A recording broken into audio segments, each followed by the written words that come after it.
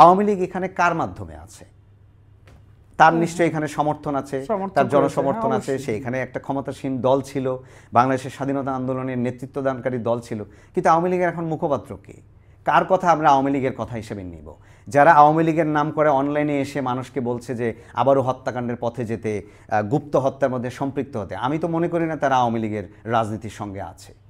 আপনি কি আরেকটা নতুন করে জামাত ইসলামী তৈরি করতে চান, যাদেরকে আপনি কোণঠাসা করে রেখে? আওয়ামী লীগের পেটের ভিতরেই জামাত ইসলাম ছিল, ছাত্রলীগের মধ্যে এই ছাত্র শিবিরের নেতারা ছিল, এটা দিবালোকের মধ্যে স্পষ্ট।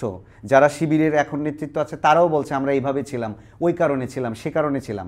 আওয়ামী লীগকে আসলে 16 বছর পরে এসে বলবে তারা কার পেটের মধ্যে ছিল?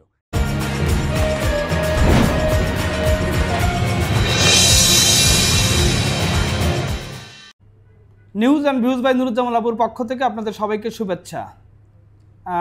ঈদের পরে বাংলাদেশের রাজনীতি কোন দিকে যাবে বা কোন দিকে যাচ্ছে সেটা নিয়ে সাধারণ মানুষের ভেতরে ব্যাপক কৌতূহল রয়েছে যে আসলে কি হতে যাচ্ছে। নানা রকম গুঞ্জন, নানা রকম ফিসফাস, এই সামরিক শাসন, এই জরুরি অবস্থায় বিএনপি আন্দোলন করবে, নির্বাচন হবে কি হবে না, ডিসেম্বরে হবে কি না, জুনের মধ্যে হবে কি না, ডক্টর ইউনূস 5 বছর থাকবে কি না, এরকম নানা রকম গুঞ্জন, গুজব, ফিসফাস অনেক কিছু হচ্ছে। আমরা আজকে এই বিষয়টা নিয়ে আসলে কি হতে যাচ্ছে সেটি নিয়ে আলোচনা করব। আমাদের সঙ্গে আজকের এই বাঁকা চোখের বিশেষ পর্বে উপস্থিত রয়েছেন সিনিয়র সাংবাদিক ও রাজনৈতিক বিশ্লেষক সালমান তারেক শাকিল। শাকিল, আপনাকে স্বাগত। আমরা একটু আলাপ করব যে আসলে ঈদের পরে রাজনীতিটা কোন দিকে যাচ্ছে, বিস্তারিত আলোচনায় যাব। কিন্তু বিস্তারিত আলোচনায় যাওয়ার আগে সবার কাছে একটা request, news and views by Nuruzzaman Labu আমার একটি ইউটিউব চ্যানেল, আমাদের আলোচনা বিশ্লেষণ যদি আপনাদের ভালো লাগে তবে অবশ্যই চ্যানেলটি সাবস্ক্রাইব করবেন এবং লাইক, কমেন্টস ও শেয়ার করতে পারেন। যদি ভিন্ন মত থাকে তবে কমেন্টস অপশানে জানাতে পারেন। শাকিল, যেটি বলছিলাম, শাকিল আর একটু পরিচয় করিয়ে দেই যে শাকিল দীর্ঘদিন ধরে বাংলাদেশের যে বিএনপি, জামায়াত, বাম জোটগুলি, এই রাজনৈতিক বিটে দীর্ঘদিন ধরে তিনি সাংবাদিকতা করে আসছেন। প্রথম যে কোশ্চেন শাকিল আপনাকে আমি করতে চাই, আপনি তো রিপোর্ট করেন, রিপোর্টে তো আসলে ব্যক্তিগত মত, অভিমত প্রকাশ করার কোনো সুযোগ নেই, কিন্তু একজন রিপোর্টার, আপনি নানাভাবে এই পলিটিক্যাল সিচুয়েশনটা দেখছেন। একটা কৌতূহল রয়েছে সাধারণ মানুষের মধ্যে যে ঈদের পরে রাজনীতিটা আসলে কোন পথে যাবে, মানে কি হতে যাচ্ছে, আপনার কি মনে হয়? ঈদের পর এবং ঈদের আগে আসলে আমাদের রাজনীতি একটা ফেনোমেনা হয়ে দাঁড়িয়েছে, এটা জনপ্রিয় একটা ব্যাপার যে ঈদের পর আন্দোলন থেকে ঈদের পর কি হচ্ছে। আসলে একটা বিশেষ সময় বাংলাদেশ পার করছে, এটা আপনি নিজেও জানেন, বুঝতে পারছেন, বা দর্শকও জানেন যে 24 সালের 5ই আগস্টের পর থেকে ক্ষমতার পালা বদলে এসেছে এবং এখানে আসলে নতুন নতুন রাজনৈতিক বন্দোবস্ত নিয়ে আলাপ হচ্ছে, তৈরি হচ্ছে। এর মধ্যে আপনি জানেন সরকার পরিবর্তনের পরে সংস্কার নিয়ে একটা আলাপ এসেছে। সেই সংস্কার নিয়ে বড় দলগুলোর মধ্যে এবং ইসলামী দলগুলোর সঙ্গে বাংলাদেশের মূলধারা রাজনৈতিক দলগুলোর একটা বিভাজন আমরা দেখতে পেয়েছি। যারা নতুন ছাত্রদের যে রাজনৈতিক দল জাতীয় নাগরিক পার্টি এনসিপি, তারা এক ধরনের দাবি করেছে সংস্কার নিয়ে। এবং আজকেও বিএনপির মহাসচিব ঠাকুরগাঁয়ে তিনি আলাপে এটা বলেছেন যে বিএনপি সংস্কার, নির্বাচন সব আসলে চায়, কিন্তু সেটা আসলে নির্বাচনের মধ্য দিয়ে। এবং দেশের যে সামগ্রিক অবস্থা, আমি আসলে এখন বিএনপির যে ভাষ্যটা সেটা আপনার সঙ্গে যদি শেয়ার করি, সেটা হচ্ছে যে বিএনপির মহাসচিব কিন্তু বলেছেন যে দেশের আইন শৃঙ্খলা পরিস্থিতি ঠিক নেই, দেশের এই যে একটা খারাপ পরিস্থিতি, এখান থেকে বের হয়ে আসার একমাত্র উপায় রাজনীতিকরা মনে করছেন যে গত 16-17 বছর ধরে যে একটি নির্বাচনের যে একটি প্রত্যাশার জায়গা, যে একটা ইনক্লুসিভ নির্বাচন, সেইটা আসলে একটা বাধা। অর্থাৎ তারা এটা মনে করছেন যে নির্বাচন হলেই দেশে আসলে স্বস্তি বা যে শান্তির যে ধারা সেটা আসলে তৈরি হতে সহযোগিতা করবে। সেই জায়গা থেকে রাজনৈতিক দলগুলোতে কিন্তু দুইটা বড় বিভাজন আমরা দেখতে পাচ্ছি। সেটা হচ্ছে যে সরকারের মধ্যে যারা আছেন এবং সরকারের সরাসরি প্রত্যক্ষ যারা সহযোগিতা করছেন, এনসিপি বা জামাত ইসলামী, তারপর ইসলামপন্থী কয়েকটি দল, তারা কিন্তু বলছে যে সংস্কার হোক, তারপর নির্বাচনের প্রশ্নটি আসবে। বিএনপি বলছে, এবং বিএনপির সঙ্গে যারা যুগপৎ আন্দোলনে ছিল তারা বলছে সংস্কার এবং নির্বাচন দুইটাই সমান্তরালে চলতে পারে, একটার জন্য আরেকটা মানে থামিয়ে রাখার কোনো প্রয়োজন নাই। সেই জায়গা থেকে অস্থিরতার যেই আভাসটা সেটা হচ্ছে আসলে নির্বাচন কত সহসা হবে, নাকি ডক্টর মোহাম্মদ ইউনূস প্রধান উপদেষ্টা যেটি বলেছেন যে ডিসেম্বর থেকে আগামী বছরের জুনে, এটিও কিন্তু প্রধান বিরোধী মানে প্রধান রাজনৈতিক দল এই মুহূর্তে যারা সক্রিয় আছে বিএনপি, তারা বলছে যে এটাও একটা ধোঁয়াশা। এইটাই আমি একটু একটা কোশ্চেন যোগ করে দিই, যোগ করে দিলে আপনার আমার ধারণা আলোচনাটা আর একটু হবে যে নির্বাচন নিয়ে সাধারণ মানুষের মধ্যে কিন্তু একটা ধোঁয়াশা তৈরি হয়েছে। যতবারই বলা হোক না কেন যে ডিসেম্বর থেকে জুনের মধ্যে নির্বাচনটা হবে, কিন্তু কেউ বলছেন যে নির্বাচন আদৌ হবেই না আর কি, সাধারণ মানুষের কথা। সামাজিক যোগাযোগ মাধ্যমে ইউনূসকে 5 বছর রাখার একটা ক্যাম্পেইন চলছে। এই সব মিলিয়ে আপনার কি মনে হয় আর কি, মানে যে ক্যাম্পেইনের ধরনটা তো মানে প্রথম প্রশ্ন হচ্ছে আপনার নির্বাচন যদি পেছনে যায় তাহলে এখানে রাজনৈতিকভাবে কারা সুবিধাভোগী হবে, এই প্রশ্নটা হচ্ছে সবচেয়ে গুরুত্বপূর্ণ প্রশ্ন। এই প্রশ্নের উত্তরে আমরা যদি ব্যাখ্যা করি বা আমরা যদি পর্যবেক্ষণ করি, আমরা দেখতে পাই যে ছাত্রদের প্রতিনিধিত্বশীল যারা আছেন, বিশেষ করে যারা বৈষম্য বিরোধী ছাত্র আন্দোলনের সঙ্গে যুক্ত ছিলেন, তারা যখন আন্দোলন শুরু করেন তখন কিন্তু রাজনৈতিক দল আসছে বা এর মধ্য দিয়ে একটা রাজনৈতিক দলের আত্মপ্রকাশ হবে, এটা কিন্তু আমি আন্দোলনকারীদের কাছ থেকে শুনি নাই, আমার যেই পর্যবেক্ষণ তাদের জায়গায়। তো ধীরে ধীরে তারা বৈষম্য বিরোধী ছাত্র আন্দোলনকে এক ধরনের পাশে রেখে তারা হচ্ছে নতুন একটা রাজনৈতিক দল করলো।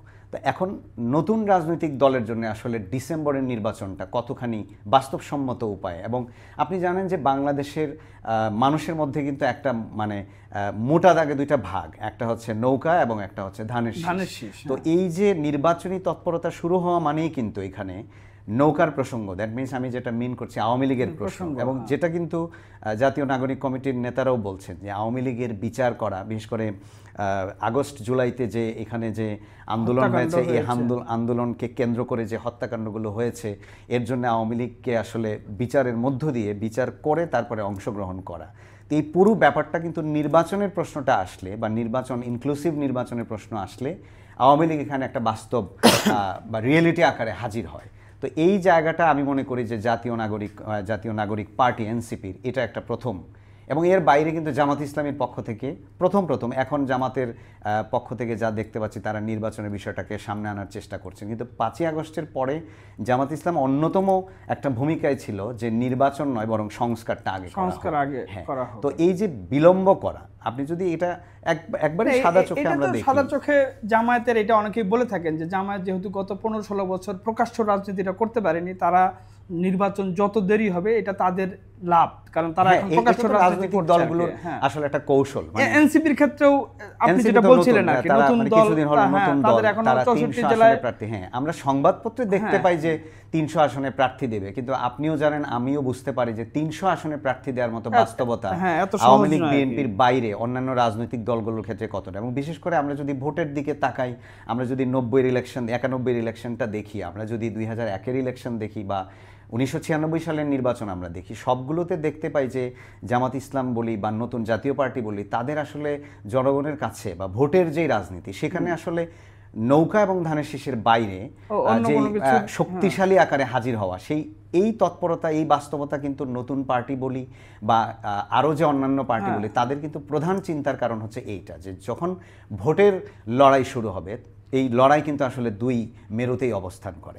তো এই জন্যই তো আসলে এই যে নতুন পলিটিক্যাল পার্টি আর এই যে ইসলামিক দলগুলোর কথা বললেন, তাদের আসলে অন্যতম একটা কারণ যে তারা সংস্কারের কথা বলে নির্বাচনটা যতদূর পেছানো যায়, তাহলে সেইটাই তারা সেই লক্ষ্যেই তারা এটা তাদের একটা লক্ষ্য। একই সঙ্গে আপনার মানে একটা প্রশ্ন বটে জনগণের জায়গা থেকে, যেই সংস্কারের আলাপটা তোলা হয়েছে, এই সংস্কার তো আসলে একদিনের আলাপ না। আমরা স্বাধীনতার এই 54 বছর পার করছি, এই সময়ে এসে আমাদের একটা ভালো নির্বাচনী ব্যবস্থা নাই, এই সময়ে এসে আমাদের একটা ভালো প্রশাসনিক ব্যবস্থা দাঁড়াতে পারে নাই, একটা মানে সামগ্রিক অর্থে একটা নির্বাচনী যে কাঠামো সেটা হয় না। যেমন আওয়ামী লীগ সরকারের সময় আপনি জানেন স্থানীয় সরকার নির্বাচনে দলীয় প্রতীক দেওয়া হলো এবং সংঘাতকে দলীয় প্রতীকের মধ্যে নেওয়া হলো।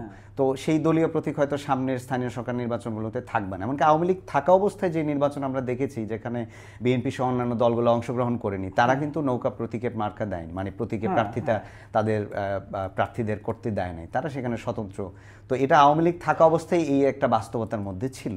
তো সেইটা আসলে ভবিষ্যতে থাকবে না, এইটাই আমরা মানে মনে করতে পারি। আচ্ছা, আরেকটা বিষয় যেটি বলছিলাম যে সাধারণ মানুষের মধ্যে এক ধরনের একটা যেটা প্রথমে শুরুতেই আমি বললাম যে ফিসফাস ফিস কানাঘুষা, যে ঈদের পরে সামরিক শাসন বা ১/১১ টাইপের একটা তত্ত্বাবধায়ক সরকার বা জরুরি অবস্থা ঘোষণা হবে, এবং সেটা কিভাবে হবে, কোন প্রক্রিয়া হবে, সেগুলো নিয়ে নানা রকম ভাষ্য, মানে চায়ের দোকানে একেবারে সাধারণ এটা রাজনৈতিক নেতাদের মধ্যেও আছে। হ্যাঁ, সাধারণ মানুষও বলেন যে আসলে এরকম কোনো কিছু হচ্ছে কিনা। মানে সাধারণ আমি মনে হয় যে সারা বাংলাদেশের মানুষ কিন্তু এটা নিয়ে একটা ওয়াকিবহাল যে আসলে কি হতে যাচ্ছে। আপনার কি মনে হয় এরকম কোনো কিছু? আপনি আইন শৃঙ্খলা পরিস্থিতি আপনি খুব গভীরভাবে পর্যবেক্ষণ করেন। আপনি যদি খুব ভালো করে দেখেন প্রতিদিন দেশে যে ঘটনাগুলো ঘটছে, যে হত্যাকাণ্ডগুলো হচ্ছে, এবং সবচেয়ে বড় কথা ৫ই আগস্ট সরকার পরিবর্তনের পরে দেশের আইন শৃঙ্খলা পরিস্থিতি এবং কারাগারে থাকা, যে আমি এটা বলতে পারি যারা বিভিন্ন অভিযোগে অভিযুক্ত ছিল, উগ্রবাদের অভিযোগে অভিযুক্ত ছিল, জঙ্গিবাদের অভিযোগে অভিযুক্ত ছিল, এবং যাদের সঙ্গে আসলে কানেক্টিভিটি আমরা প্রমাণিত, মানে যে সমস্ত রাষ্ট্রগুলোতে আসলে এক ধরনের ধর্মতাত্ত্বিক, এক ধরনের ধর্মের চিন্তার জায়গা থেকে আসলে এখানে একটা বাস্তব সশস্ত্র প্রক্রিয়া মানে করার তৎপরতা চালানোর একটা চেষ্টা তাদের তরফে ছিল। তো তারা তো এখন কারাবন্দী নেই, তারা প্রত্যেকেই মুক্ত। এবং আমরা কিন্তু এটাও জানি না তারা আসলে জামিন পেয়েছে কিনা। সবচেয়ে বড় যে প্রশ্নগুলো, যে কয়টা মামলা তাদের বিরুদ্ধে ছিল, তারা কয়টা মামলায় জামিন পেয়েছে, এবং সরকারের পক্ষ থেকে আমরা কিন্তু এখন পর্যন্ত কোনো বক্তব্যও শুনি নাই যে যে সমস্ত নেতারা, যে সমস্ত এটা আমরা বলতে পারি সংগঠকরা আসলে এখানে নানান রকমের স্বাভাবিক তৎপরতার বাইরে হচ্ছে কিনা সেটা কিন্তু আমরা জানি না। একটা এইখানে একটা প্রসঙ্গ। ২ নম্বর প্রসঙ্গ হচ্ছে রাজনৈতিকভাবে আওয়ামী লীগের বাইরেও কিন্তু বিএনপির সঙ্গে জামাত ইসলাম, এমনকি ইন্টারেস্টিং যে ইসলামী আন্দোলনের নেতারা চরমোনাই পীরের নেতৃত্বাধীন, সেদিন আমরা একটা খবর বললাম বরিশালে যে ওই চাল বিতরণ নিয়ে, ভিজিএফের চাল বিতরণ নিয়ে আসলে ইসলামী আন্দোলন, জামাত ইসলাম, বিএনপির মধ্যে সংঘর্ষ হয়েছে। তো এই যে সমস্যাগুলো মানুষকে আসলে উদ্বিগ্ন করে তোলে। অর্থাৎ আপনি আন্দোলন করেছেন একটা স্বস্তিদায়ক পরিবেশের জন্য, আপনি আন্দোলন করেছেন আইন শৃঙ্খলা রক্ষা পরিস্থিতি ঠিক থাকার স্বপ্নে। এই যে মানুষগুলোর প্রাণ দিল, এই অসংখ্য মানুষ জীবন দিল, এর তো একটা অর্থ আছে নিশ্চয়ই। এই এখন যারা সরকার পরিচালনা করছেন তারা নিশ্চয়ই এই অর্থের উপর দাঁড়িয়েই পরিচালনা করছেন। তো এই জনগণের সামনে আসলে প্রশ্নটা তখন শক্তিশালী হয় যখন আসলে তারা প্রশ্নের কোনো উত্তর দেখেন না। আমরা বেশ কিছুদিন দেখেছি রাতের ডাকাতি, আমরা এখন পর্যন্ত, আজকে আমি মির্জা ফখরুল ইসলাম আলমগীরের এই বক্তব্যটি কোটই করতে চাই। উনি বলছেন যে পুলিশ এখনো তার নিজের যে পারফরমেন্স সেখানে তারা ফেরত যেতে পারছে না। তো তাহলে এ নিয়ে আলোচনাটা আসলে অপ্রাসঙ্গিক না। এমনকি রাজনৈতিক মহলেও ধরেন কিছুদিন আগে আমরা দেখলাম যে সেনাপ্রধান সম্পর্কে এনসিপির 2 গুরুত্বপূর্ণ নেতা একজন সামাজিক যোগাযোগ মাধ্যমে স্ট্যাটাস দিয়েছেন, মিটিংয়ে আলাপ করেছেন। তো আমরা এই সমস্ত বিষয়গুলো বাংলাদেশের রাজনীতিতে প্রথম। সেনা সদর থেকে প্রতিবাদ দেওয়া হয়েছে আমার জানা মতে বাংলাদেশের ইতিহাসে এই প্রথম। আমি জানি না আপনার জানা মতে এই ধরনের ঘটনা ঘটেছে। এইগুলো কিন্তু জনগণের সামনে একটা প্রশ্ন হিসেবে হাজির হয়, এবং যখন দায়িত্বশীলদের কাছ থেকে কোনো ব্যাখ্যা আসে না, সরকারের তরফ থেকে ব্যাখ্যা আসে না, তখন আসলে প্রশ্ন। যেমন আমি গতকালকে নিউ ইয়র্ক টাইমসের রিপোর্টের কথা বলতে পারি। নিউ ইয়র্ক টাইমসের রিপোর্টের যে ল্যাঙ্গুয়েজ, সেটা আপনি নানানভাবে এটাকে ব্যাখ্যা করার সুযোগ আছে। সরকারের পক্ষ থেকে, প্রেস উইং থেকে একটা বিশাল বক্তব্য দেওয়া হয়েছে, কিন্তু এটা তো সত্যি যে এখান থেকে অনেকগুলো অভিযুক্ত বের হয়ে গেছে, সেই সম্পর্কে কিন্তু আমরা কোনো উত্তর পাইনি। এবং ঘটনাগুলো তো ঘটেছে, নিউ ইয়র্ক টাইমস যা বলেছে সব ঘটনাই ঘটেছে। এর তাহলে কি বার্তা যাবে? ফলে আলোচনাটা খুবই প্রাসঙ্গিক। আচ্ছা, আরেকটা প্রসঙ্গ আমি যেটা বিভিন্ন সময় দেখেছি যে বিএনপির যে শীর্ষ নেতা তারা বলেছেন বিভিন্ন সময়ে যে যদি নির্বাচনের ডেট বা রোড ম্যাপ যথাযথভাবে ঘোষণা না হয় তাহলে তারা আন্দোলনের হুমকি দিয়েছেন, এবং সেটা ঈদের পরে তারা কড়াভাবে সেই প্রতিক্রিয়া জানাবে না। আপনার কি মনে হয় যে এইটা আসলে আমি এখানে বলতে চাই যে একটা রাজনৈতিক দলে প্রতিদিন আসলে 20 জন, 25 জন, 30 জন নেতা বক্তব্য রাখেন। প্রত্যেক বক্তব্যই কিন্তু পলিসি নির্ভর করে না। একটা রাজনৈতিক দল তার নানান কৌশল থেকে এক একজন নেতা এক এক রকমের করে বক্তব্য পরিবেশন করে। আমি মনে করি যে নির্বাচন ইস্যুতে আন্দোলন বিএনপি করবে কি করবে না, এখন পর্যন্ত ভারপ্রাপ্ত চেয়ারম্যান তারেক রহমান বা বিএনপির মহাসচিব মির্জা ফখরুল ইসলাম আলমগীর বা স্থায়ী কমিটির কোনো এজেন্ডা আকারে এখন পর্যন্ত আমাদের সামনে আসে নাই। তো এখন বিক্ষিপ্তভাবে বিভিন্ন নেতারা, হয়তো স্থায়ী কমিটির নেতা অনেকেই মিন করেছেন আন্দোলনের প্রসঙ্গে, কিন্তু প্রশ্ন হচ্ছে যে ডক্টর মোহাম্মদ ইউনূসের সরকারের বিরুদ্ধে বিএনপির আন্দোলন করার বাস্তবতা আসলে আছে কিনা, এটা হচ্ছে একটা বড় প্রশ্ন। তবে হ্যাঁ, নির্বাচন যদি আসলে সরকার যেই সময়সীমা দিয়েছে বা ডক্টর মোহাম্মদ ইউনূস যে সময়সীমা দিয়েছেন যে ডিসেম্বর থেকে 2025 সালের ডিসেম্বর থেকে আগামী বছরের জুনের মধ্যে, তো সময়সীমা হিসাবে এটা একটা অস্পষ্ট সময়সীমা। এটা আমি ব্যক্তিগতভাবে মনে করি যে নির্বাচনের সময়সীমা আসলে ডিসেম্বর থেকে জুন পর্যন্ত হয় না। আজকে তথ্য উপদেষ্টা মাহফুজ আলম উনি বলেছেন যে নির্বাচন তারা যেই সরকার থেকে যেই সময়টা বলা হয়েছে এর মধ্যেই নির্বাচনটা করা হবে। এখানে প্রশ্নটা আসলে ওই সংস্কার প্রশ্নে থাকে যে মিনিমাম যেই সংস্কারগুলো করা দরকার, যেই সংস্কারগুলো করতে আসলে 6 মাস সময় লাগে না, যেই সংস্কারগুলো করতে আসলে 30 দিন 15 দিন যথেষ্ট, এই সংস্কারগুলো আসলে করে যেন নির্বাচনে যাওয়া যায়। সেই জায়গা থেকে আন্দোলনের বিষয়টা আমি মনে করি এটা আসলে সরকারের উপর একটা প্রেশার, বিভিন্ন মহল থেকে আসলে একটা প্রেশার তৈরি করার একটা এবং এটা ডিপেন্ড করবে আসলে পরিস্থিতির উপরে। মানে রাজনীতিটা তো আসলে পরিস্থিতি পর্যবেক্ষণ করার পরে তারপরে সিদ্ধান্ত, প্রতিদিনই নতুন নতুন সিদ্ধান্ত নিতে হয় আর কি। আরেকটা বিষয়, আপনি জামায়াত এবং ইসলামিক দলগুলো নিয়েও বলছিলেন যে জামায়াত আসলে এখন নির্বাচন চায় না, কারণ তাদের যদি এখন বলছে প্রথম দিকে তারা নির্বাচন চায়নি কারণ তারা আরও বেশি সংগঠিত যেন হতে পারে। একই সঙ্গে আরেকটা বিষয় আমি দেখেছি যে এই বাংলাদেশের যে মূলধারার ইসলামিক দলগুলো, সেই দলগুলো প্রত্যেকটি দলেরই মতাদর্শ ভিন্ন ভিন্ন। ইসলামী আন্দোলন, চরমোনাইয়ের যেটি কথা বললেন, হেফাজতে ইসলামের এক ধরনের মতাদর্শ, জামায়াত ইসলামী এক ধরনের রাজনীতি করে। এই সবগুলো ইসলামিক দল একটা ঐক্যমতে পৌঁছার জন্য নানা রকম বৈঠক করেছে। তারা বলেছে যে সকল ভোট একবারে এক জায়গায় যাবে। কিন্তু সেইটা কি আসলে সম্ভাবনা কতটুকু, সেটা কি হওয়ার, আপনি তো ইসলামিক দলগুলো, এটা আসলে রাজনৈতিক, এটা তো একটা পলিটিক্যাল সিদ্ধান্ত, বাংলাদেশের ইসলামিক দলগুলো আসলে এক মঞ্চে আসবে কিনা এটা তারা বলছে রাজনৈতিকভাবে। এবং এটা 5ই আগস্টের পর থেকে আমরা জামাতের আমির ডক্টর শফিকুর রহমান, ইসলামী আন্দোলনের আমির, বাংলাদেশ খেলাফত মজলিসের আমির মামুনুল হক, তিনি আমাদেরকে ইন্টারভিউতে এটা বলেছিলেন যে এখানে ইসলামিক ধারার যে শক্তিগুলো আছে তারা চায় যে একই বাক্সে ভোট আনা যায় কিনা। কিন্তু বাস্তবতা আসলে কি বলে, বাংলাদেশের মানুষ কি ইসলামী দলগুলোর রাজনীতিকে গ্রহণ করার জায়গা আছে কিনা?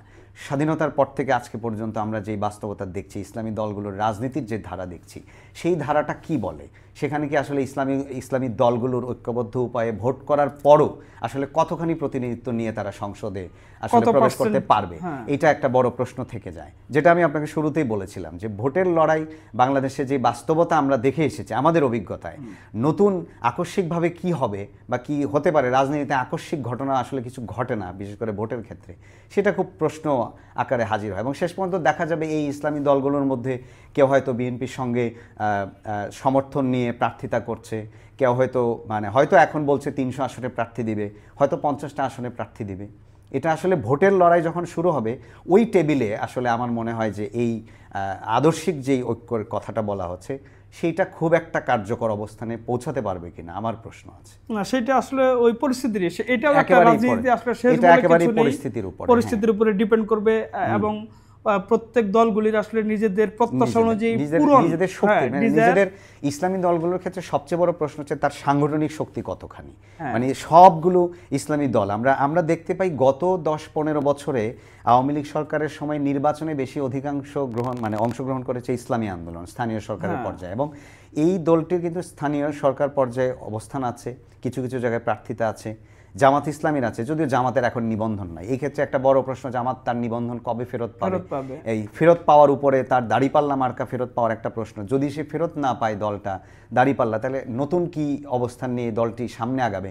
অনেকগুলো প্রশ্ন আছে, প্রশ্নগুলো আসলে সমাধানের উপরে নির্ভর করবে তাদের ঐক্য কতটুকু। যদিও জামাতের মহাসচিব, জামাতের সেক্রেটারি জেনারেল অধ্যাপক মিয়া গুলাম পরোয়ার, উনি কিন্তু বলেছেন, আমির ডাক্তার শফিকুর রহমান উনিও বলেছেন একাধিকবার যে তারা আসলে যে কোনো ধরনের ছাড় দেওয়ার জন্য প্রস্তুত ইসলামী ঐক্যের জন্য। আচ্ছা, আমি এর সঙ্গেই অন্য প্রসঙ্গে চলে যেতাম, কিন্তু একটু ছোট্ট ব্যাখ্যা আপনার কাছে জানতে চাই। গোলাম পরোয়ারের কথা যেহেতু আসলে, উনি নিউ ইয়র্ক টাইমসে যে ভাষ্য দিয়েছেন, বক্তব্য দিয়েছেন, সেখানে তিনি মডারেট ইসলামিক কান্ট্রি বানানোর জন্য বলেছেন, যেটা তুর্কি স্টাইলে হবে। এবং নিউ ইয়র্ক টাইমসের যে ওই প্রতিবেদনে বলেছে যে বাংলাদেশে মূলধারার যে ইসলামিক দল এবং যে আন্ডারগ্রাউন্ড নিষিদ্ধ ঘোষিত যে ইসলামিক সংগঠনগুলো রয়েছে, তাদের আলটিমেট গোল একই এবং তারা ঐক্যমত্যের ভিত্তিতে কাজ করছে। এই ক্ষেত্রে আমি একটু ব্যাখ্যা দিতে চাই। আসলে সকল ইসলামিক পার্টিরই তো গোল ইসলামিক শরিয়া অনুযায়ী দেশ প্রতিষ্ঠা করা, হ্যাঁ, সবার গোল।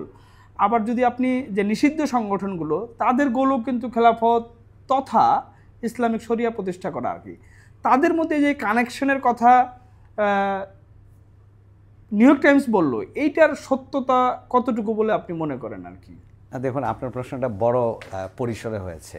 এই জামাতের সঙ্গে যে নিষিদ্ধ সংগঠন, তাদের সম্পৃক্ততা ইসলামী দলগুলোর সঙ্গে মূলধারার ইসলামিক, আমি কোনো স্পেসিফিক বলছি না, এই লক্ষ্যের বিষয়টা তো এক, এটা আপনি জানেন যে ইসলামী শরিয়া, প্রত্যেক ইসলামী রাজনীতিকরা আসলে ইসলামী শরিয়া প্রতিষ্ঠার কথাই তারা বলেন।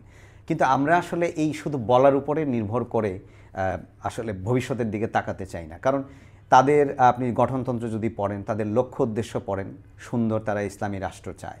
কিন্তু তারা আসলে কার সঙ্গে ঐক্য করে, তারা প্রতিদিন কার সঙ্গে আসলে উঠা বসা করে। আমি যদি ইসলামী দলগুলোর কথা প্রথমে বলি, যে ধর্মভিত্তিক দলগুলো বাংলাদেশে আছে, তারা কি নির্ভর? তারা কওমি মাদ্রাসা নির্ভর। কওমি মাদ্রাসা একটা গণপ্রতিষ্ঠান, সমাজের প্রত্যেক শ্রেণীর লোকজন এটাকে সহযোগিতা করে, সহায়তা করে এই প্রতিষ্ঠানগুলো প্রতিষ্ঠা পেয়েছে এবং এই প্রতিষ্ঠানগুলো দাঁড়িয়ে আছে।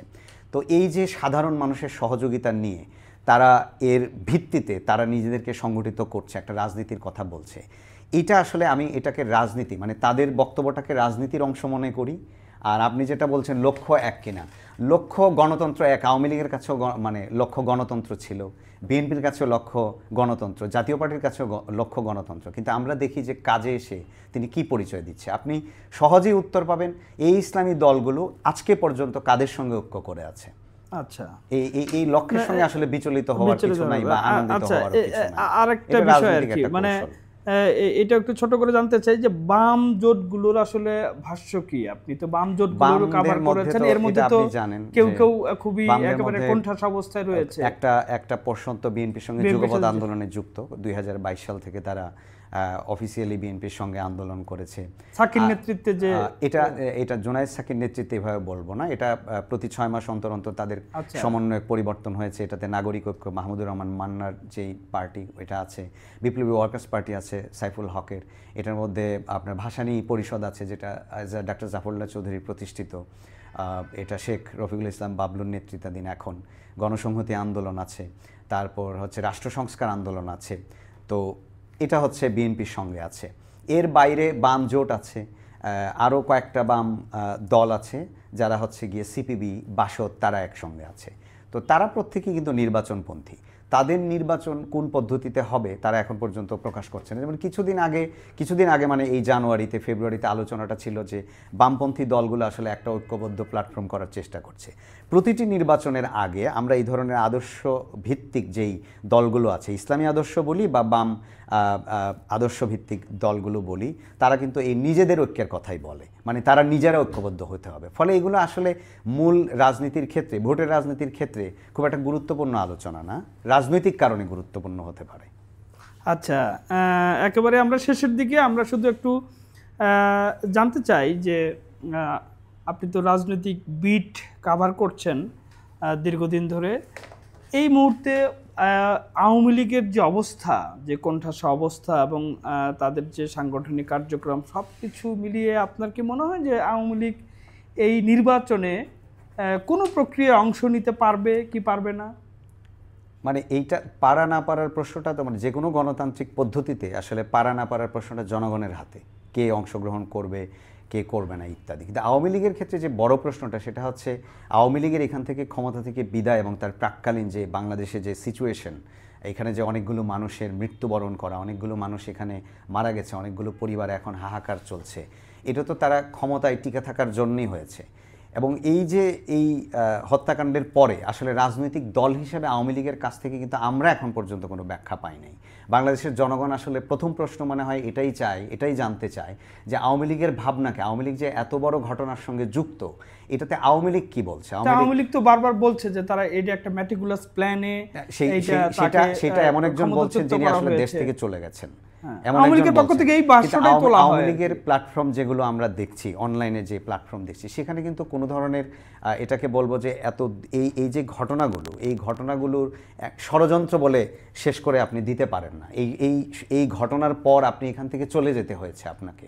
আপনি এখন পর্যন্ত রাজনৈতিক দলের, আমরা 111-এর সময় দেখেছি আপনিই দেশ থেকে গেছেন, মানে আমি আওয়ামী লীগের সভানেত্রী শেখ হাসিনার কথা বলছি, আপনিই গেছেন, প্রতিবার আপনিই গেছেন। তো ফলে ব্যাখ্যাটা আসলে আপনার কাছ থেকে আসতে হবে। এই ব্যাখ্যা জনগণের সামনে এখনো আনুষ্ঠানিকভাবে হাজির হয় নাই, 1 নম্বর। 2 নম্বর হচ্ছে আওয়ামী লীগ এখানে কার মাধ্যমে আছে? তার নিশ্চয়ই এখানে সমর্থন আছে, তার জনসমর্থন আছে, সে এখানে একটা ক্ষমতাসীন দল ছিল, বাংলাদেশের স্বাধীনতা আন্দোলনের নেতৃত্ব দানকারী দল ছিল। কিন্তু আওয়ামী লীগের এখন মুখপাত্র কে? কার কথা আমরা আওয়ামী লীগের কথা হিসেবে নিব? যারা আওয়ামী লীগের নাম করে অনলাইনে এসে মানুষকে বলছে যে আবারও হত্যাকাণ্ডের পথে যেতে, গুপ্ত হত্যার মধ্যে সম্পৃক্ত হতে, আমি তো মনে করি না তারা আওয়ামী লীগের রাজনীতির সঙ্গে আছে। আপনি কি আরেকটা নতুন করে জামাত ইসলামী তৈরি করতে চান, যাদেরকে আপনি কোণঠাসা করে রেখে? আওয়ামী লীগের পেটের ভিতরেই জামাত ইসলাম ছিল, ছাত্রলীগের মধ্যে এই ছাত্র শিবিরের নেতারা ছিল, এটা দিবালোকের মধ্যে স্পষ্ট। যারা শিবিরের এখন নেতৃত্ব আছে তারাও বলছে আমরা এইভাবে ছিলাম, ওই কারণে ছিলাম, সে কারণে ছিলাম। আওয়ামী লীগকে আসলে 16 বছর পরে এসে বলবে তারা কার পেটের মধ্যে ছিল? এটা হচ্ছে সবচেয়ে গুরুত্বপূর্ণ প্রশ্ন। এখানে আওয়ামী লীগ কার মাধ্যমে আমরা আওয়ামী লীগকে মনে করব যে এখানে আওয়ামী লীগ আছে? আওয়ামী লীগের বক্তব্য, আওয়ামী লীগের অবস্থান আমরা কার মাধ্যমে জানবো? এটা হচ্ছে প্রথম প্রশ্ন। 2 নম্বর প্রশ্ন এটা তো ভীষণ রকম ভাবে সাংগঠনিক দুর্বলতা, এত বছরের একটা দল। অবশ্যই এটা বাংলাদেশের মানুষ মনে করে সাংগঠনিক দুর্বলতা এই ঘটনার পরে। 2 নম্বর প্রশ্ন হচ্ছে নির্বাচন প্রশ্ন। নির্বাচন প্রশ্ন সারা এই বাংলাদেশে যে গত একাদশ নির্বাচন হয়েছে, দ্বাদশ জাতীয় সংসদ নির্বাচন হয়েছে, এই নির্বাচনগুলোর মূল দাবি ছিল বিরোধী দলগুলোর একটা ইনক্লুসিভ নির্বাচন। একাদশ নির্বাচনকে বলা হয়েছে রাতে ভোট হয়ে গেছে, আর দ্বাদশে তো অংশগ্রহণের কোনো সুযোগই দেওয়া হয়নি। তো আওয়ামী লীগকে আসলে এরকম ইলেকশন মেনে নিবে ভবিষ্যতে? বা আরেকটা এরকম ইলেকশন হলে কি রাজনীতির জন্য বা দেশের ভবিষ্যতের জন্য স্বস্তিকর? আদৌ স্বস্তিকর না। ফলে এটা আসলে বাংলাদেশের স্বস্তির জন্য সবচেয়ে বড় প্রশ্ন। আওয়ামী লীগ আসলে তার নিজেকে সে কীভাবে দেখে, এটা বাংলাদেশের মানুষের সামনে হাজির করা।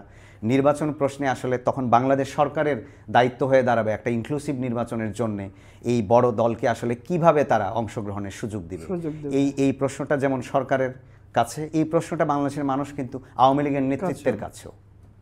না, সেটি একেবারে আমরা শেষ প্রান্তে আমরা একটু আপনার কাছে জানতে চাই যে এই সরকার সম্পর্কে আপনার মূল্যায়ন কি, এবং একই সঙ্গে আমরা যে পুরনো ধারাবাহিকতা দেখেছি যে আগে এক সময় আওয়ামী লীগের আমলে কোনো কিছু হলেই বিএনপি জামাত ট্যাগ দেওয়া হতো, এখন এই সরকার থাকা অবস্থায়, যদিও এটা রাজনৈতিক সরকার না, তবুও এই সরকার কোনো কিছু হলেই আওয়ামী ফ্যাসিবাদের দোসর, আওয়ামী দোসর এরকম বলা হচ্ছে।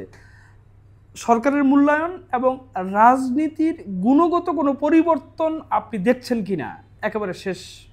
এটা সরকারের, এই সরকার মানে সরকার তো আসলে আমাদের মানুষের বাইরে না। বাংলাদেশের যে মানুষ, বাংলাদেশের মানুষের যে চরিত্র, বাংলাদেশের মানুষের যেই অভ্যাস, বাংলাদেশের মানুষের যে গুণগত অবস্থান, সেইটার একটা প্রতিনিধিত্বশীল প্রতিফলন বাংলাদেশের সরকার। তো আমরা এর মধ্যে ভালো দেখতে পাই, আমরা খারাপ দেখতে পাই। ভালোর মধ্যে আমি বলবো যে সরকারের গভর্নমেন্টাল যে অর্গানগুলো আছে তাদের মধ্যে যে আত্মসমালোচনা, সরকারের মন্ত্রীদের নিয়ে একটা প্রতিষ্ঠানের মহাপরিচালক কথা বলছেন, সরকারের উপদেষ্টা আবার এটার ব্যাখ্যা দিচ্ছেন, এগুলো আমি বলবো পজিটিভ। এটা বাংলাদেশের মানুষ ভুলে গেছিল, বা আমি ভুলে গেছিলাম যে আসলে সরকারের দায়িত্ব থেকে সরকারের সমালোচনা করা যায়। বা এই যে আজকে অনেকগুলো কথা বলছি, সেটা আমি হয়তো আওয়ামী লীগের সরকারের সময় আমি হয়তো বলার সাহস করতে পারি না, কারণ প্রচণ্ড প্রেশার তখন তৈরি হওয়া থাকতো। এই প্রেশার আসলে নানান মাত্রিক।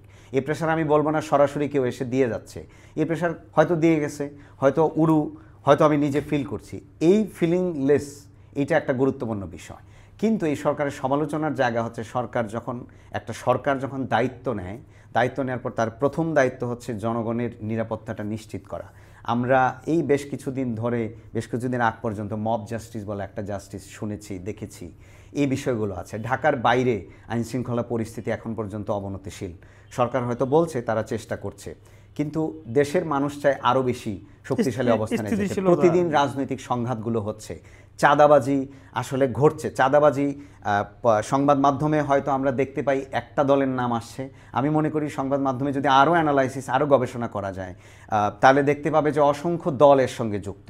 এই চাঁদাবাজির বহিঃপ্রকাশটা এক দলের ব্যানারে আসছে, আসলে চাঁদাবাজি বহু দলের পক্ষ থেকে হচ্ছে। এই চাঁদাবাজির চেহারাটা অন্যরকম। কেউ হয়তো ইফতার মাহফিলের নামে চাঁদাবাজি করেছে, কেউ হয়তো আপনার খেলাধুলার নামে চাঁদাবাজি করেছে, কেউ হয়তো সেহরির সময় ওই যে গান গেয়ে গেছে সেই কারণে চাঁদাবাজি করেছে। ফলে এইটা বাংলাদেশের মানুষের একটা চারিত্রিক রূপ। এই রূপ আসলে হঠাৎ করেই পরিবর্তন হওয়ার মতো না। এই পরিবর্তনের জন্য আসলে রাজনৈতিক নেতৃত্বকে সিদ্ধান্ত নিতে হবে। অর্থাৎ আগে ওই যে কথাটা আমরা নিজেরা বলি, আপনি যে কোনো অন্ধকার দিয়ে দূর করতে পারবেন, ওর জন্য আলোর দরকার হবে। তো এই সরকার বলি বা পরিবর্তনের রাজনীতির কথা যারা বলছে, তারা যদি সেই আলোর দিশা না দেখাতে পারে, আমরা সেই অন্ধকারের দিকে আবার যাব। ধন্যবাদ সালমান তারেক শাকিল আপনাকে। সুপ্রিয় দর্শক মণ্ডলী, আসলে যেই রাজনীতিটা, আসলে রাজনীতিতে যেহেতু বলে সবসময় যে শেষ বলে কিছু নেই, এইটা আসলে প্রতিদিন প্রতি মুহূর্তে ঘটনার উপর ডিপেন্ড করে এটি আসলে মোড় বা বাঁক নিতে থাকে আর কি। আসলে আমাদের অপেক্ষা করতে হবে যে সামনের দিনগুলিতে সরকারের কি সিদ্ধান্ত, নির্বাচনের ডেট, রোডম্যাপ কবে দিচ্ছে না দিচ্ছে, তার প্রতিক্রিয়া পলিটিক্যাল পার্টিগুলো কিভাবে দিচ্ছে, সেটার উপরে আসলে ডিপেন্ড করবে। কিন্তু অ্যাজ এ সাধারণ মানুষ হিসেবে আমরা চাই আসলে একটা ফ্রি, ফেয়ার অ্যান্ড ইনক্লুসিভ ইলেকশনের মাধ্যমে জনগণের ম্যান্ডেট নিয়ে একটি পলিটিক্যাল পার্টি দেশের দায়িত্ব হাতে নেবে, ক্ষমতা নয় দায়িত্ব হাতে নেবে এবং দেশটা সুন্দরভাবে পরিচালিত করবে। আমরা সাধারণ মানুষ সুখে শান্তিতে এই দেশে থাকবো, সেটি আসলে সাধারণ মানুষের চাওয়া। কে ক্ষমতায় থাকলো কে থাকলো না, এর চাইতে আসলে স্থিতিশীলতা প্রয়োজন আর কি।